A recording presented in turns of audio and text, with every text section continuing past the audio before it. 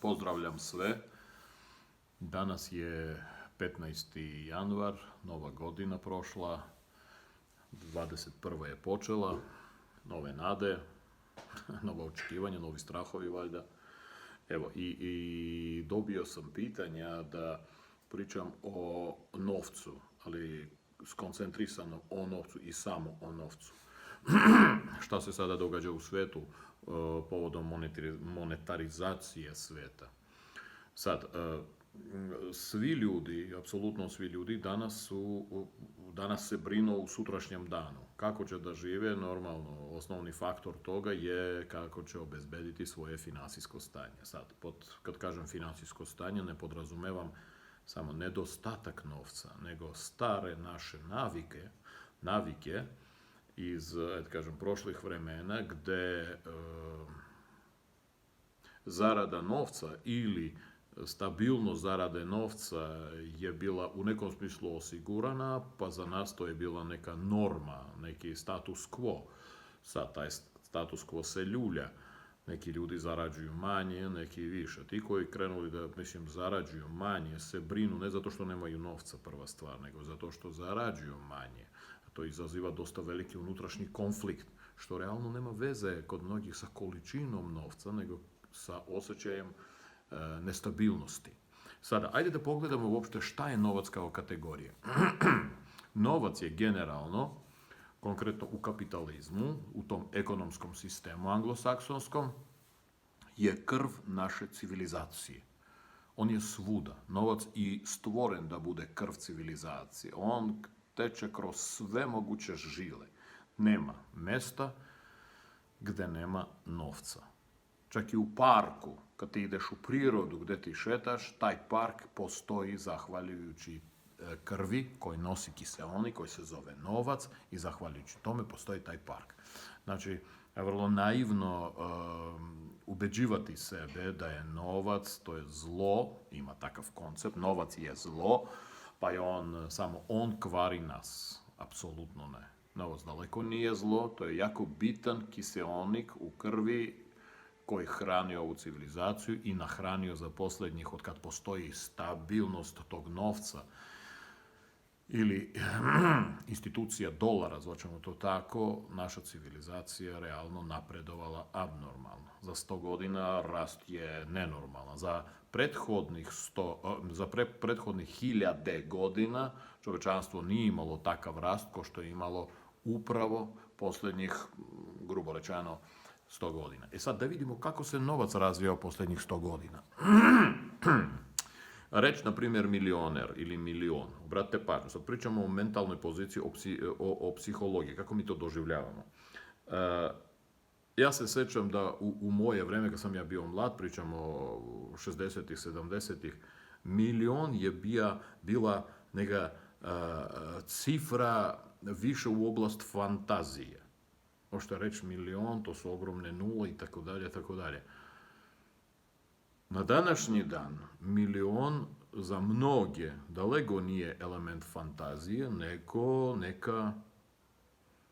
neki milestone, znači neka granica koju treba onda zakorači. I mnogi misle na to. S time da, ne pričam o milioneru, ali prvi bilioner se pojavio, ili milijarder na našem jeziku, on se pojavio na svetu 1916. godine, Mr. Rockefeller, koji je imao prvi bilion.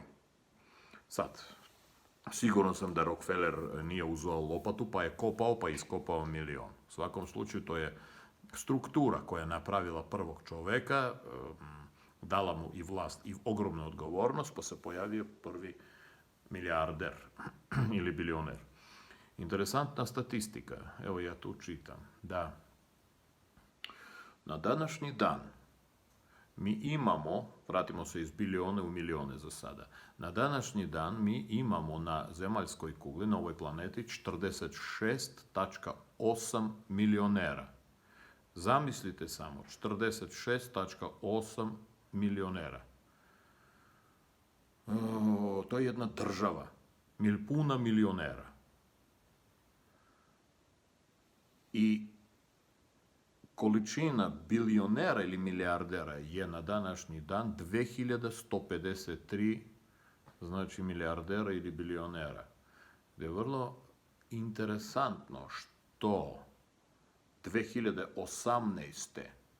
milijardera je bilo 2604, 2019.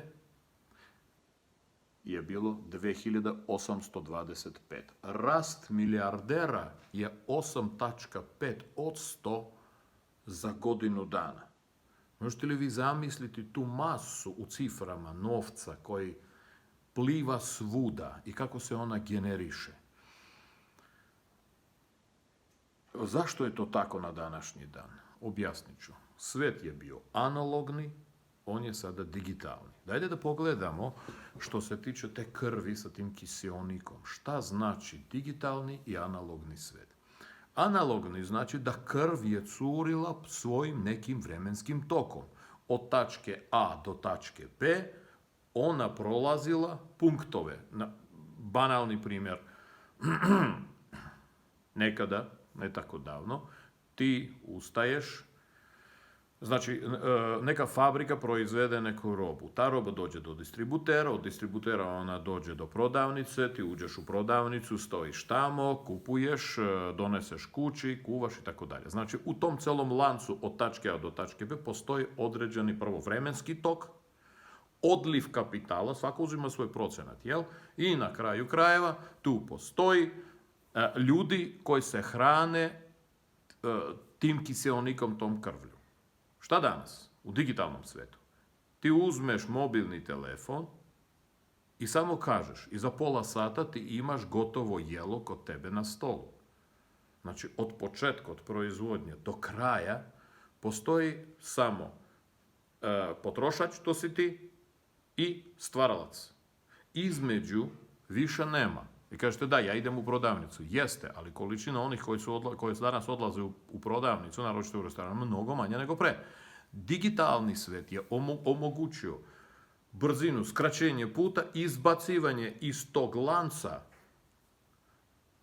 određene procese ili ljude koji su usporavali lanac. Evo ti, znači, novac, znači krvotok, zahvaljujući digitalnim venama, prođe iz jedne tačke u drugu tačku sa maksimalnom brzinom i realno efikasnošću. Šta to znači? To znači generacija kiseonika ili krvi kod proizvođača ide mnogo brže. Da li je to dobro ili loše? Neki smatraju da je to loše, zato što a šta je sa onim ljudima koji su bili između, koji su dobijali svoje plate i hranili su svoju decu? Šta će oni? Jeste, postoji takav simptom, što naša ekonomija više ne može da podrži tu količinu ljudi.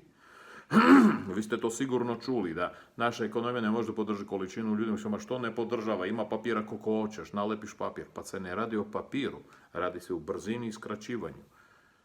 Faktički taj čovek treba da nađe drugi posao, neki. Ali u svakom segmentu ide skraćivanje puta i izbacivanje dodatnog troška. Znači, novac kao takav, kao papirna forma, također doživljava u nekom smislu svoju krizu. Organizam ne traži toko krvi i toko kiseonika, zato što organi su postali iz analogne u digitalne. To je, ne mogu da kažem negativna strana, ali to je strana koji analogni svet nikako da prihvati. I mi pripadamo, mnogi od nas, analognom svetu, mi tako razmišljamo. Ja treba da ustanem, da otkonjušim što treba da otkonjušim, da istrošim svojih 8 sati za određenu kvotu novca. Ako ja istrošim 7, novac će se smanjiti. A sada pogledamo digitalni svet, koji cveta na sve strane. Obratite pažnju, rekao sam koliko milijardera se pojavilo samo. Zašto? Zato što faktički nije vreme danas ono što definiše finansijsku efikasnost. Apsolutno nije, nego optimizacije procesa. I ako čovjek iz analognog stanja razmišljanja pređe u takozvano digitalno novčano stanje razmišljanja, on će nalaziti puteve kako da dođe do novca, ne pričamo o kakvom novcu, sa minimalnom potrošnjom što vremena, što energije i da se ubrza put. Zato postoji internet. O tome dosta se piše na internetu. Zašto sam ja odlučio da ipak ispričam na tu temu pored pitanja? Najvažnije mi svi da se menjamo tu. Ako budemo ostali u analognom svetu, za 15 godina nama nema mesta tu. Ako se budemo, bez obzira na uzrast, da se prešaltali na digitalni svet, mi ćemo naći nove alternative. Zato što i krv je tu još uvek, i kiseonik je tu, samo ti nisi tu. Toliko za danas.